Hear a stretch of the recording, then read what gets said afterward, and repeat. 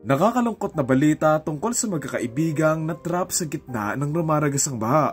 Kumakalat sa mga social media yung mga videos and pictures na to, pero ano nga bang nangyari? Nakaraan lang, nakaranas ng sunod-sunod at malalakas na pag-ulan ng Italy kung saan nagdulot ito ng napakarami at matataas na baha sa lugar nila. Hindi nagtagal, huminto din naman yung pag-ulan at dito nga naisipan ng isang grupo ng magkakaibigan na maglakad-lakad sa isang lugar na hindi sila pamilyar. Itong magkakaibigan na to ay sina Patricia Cormos, 20 years old, Bianca Doros, 23 years old, at ang boyfriend niyang si Christian Molnar, 25 years old. May 31, 2024, nagbabanding-banding lang sila, nagkukwentuhan, naglalakad-lakad at dito nga sila makakarating sa isang ilog na tinatawag na Natisone River.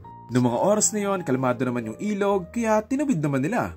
Pero sa hindi inaasahang pangyayari habang nasa gitna nga sila ng ilog, biglang may dumating na rumaragasang tubig at naabutan nga sila. 1:35 PM dahil na nga sa sobrang lakas ng pwersa ng tubig, dito nila ginagawa lahat para manatiling nakatayo. Kaya dito sila nag-decide na magyakap-yakap na lang. Dito na nga sila nagsimulang magpanik at maya-maya lang dito nga nila mapapansin yung mga taong dumadaan kaya humingi nga sila ng tulong at humingi naman ng tulong yung mga taong hiningan nila ng tulong.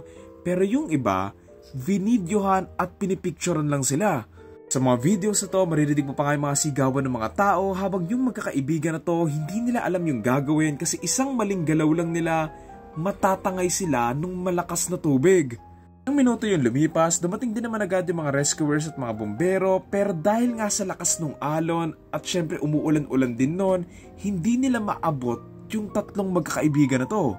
Ulit-ulit nila silang binatuhan ng mga tali pero hindi talaga umaabot. And 30 minutes later, nangyari na kayong kinakatakutan nila ng tuluyan ng matangay ng alon sina Patricia, Bianca, and Christian. Dahil sa pangyayaring ito, nagsagawa agad ng rescue para mahanap sila kung saan man sila napunta pero hindi nila sila mahanap. Abot ng ilang araw but on June 1, 2024, may natagpo ang dalawang katawan ng babae malapit doon sa ilog kung saan nawala yung magkakaibigan at kinumpirma nga nilang ito sina Patricia and Bianca.